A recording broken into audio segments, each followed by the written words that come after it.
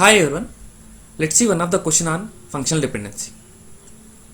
Find functional dependency preserving or not. Means here they have given a relation R with set of attributes are A to F and a set of functional dependencies called F and set of decomposed relations called D. Right?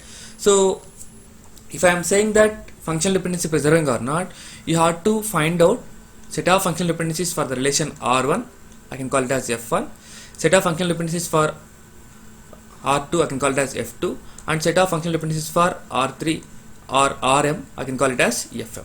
Finally, you have to combine all those and you have to find out their closure.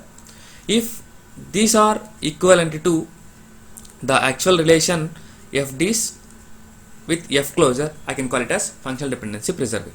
Otherwise, I can say that functional dependency is not preserving.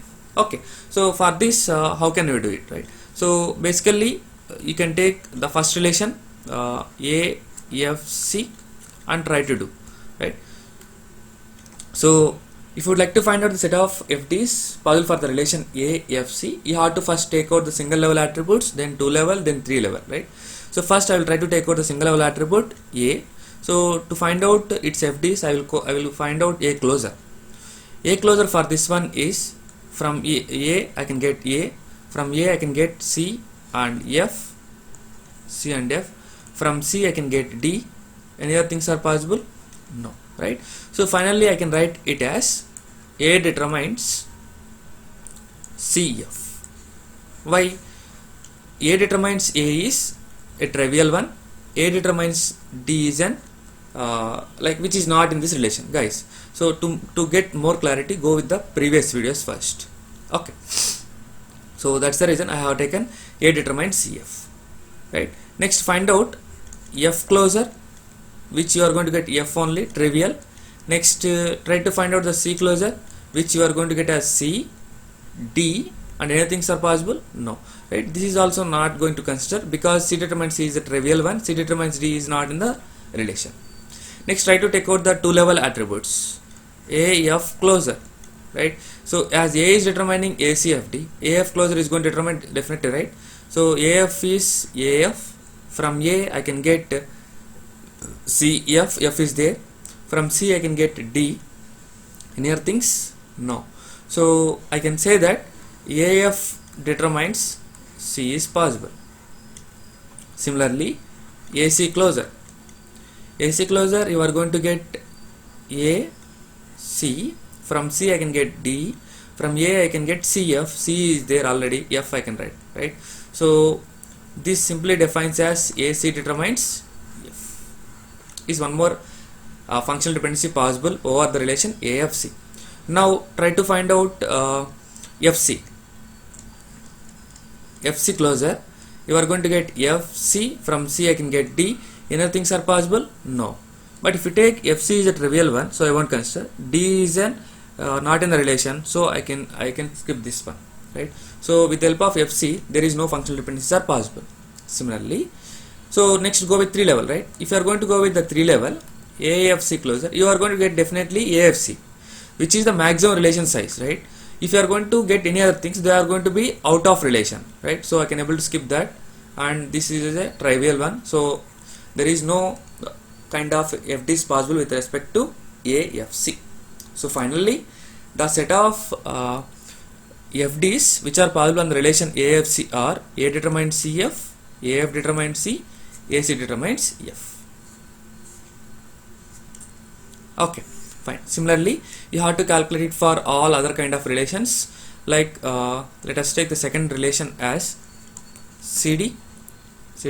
Try to find out C closure. If you find out the C closure, you are going to get CD. So I can write it as C determines D. Very good. Next, try to find out the D closure. You are not going to get anything. And next, find out the CD closure. Anyway, you are going to get the same along with some other attributes may be possible which are not in our relation. So I can just simply skip this one. Next, find out BE relation FDs. So if you find out the B closure, you are going to get B, E, which I can write as B determines E. Okay, fine.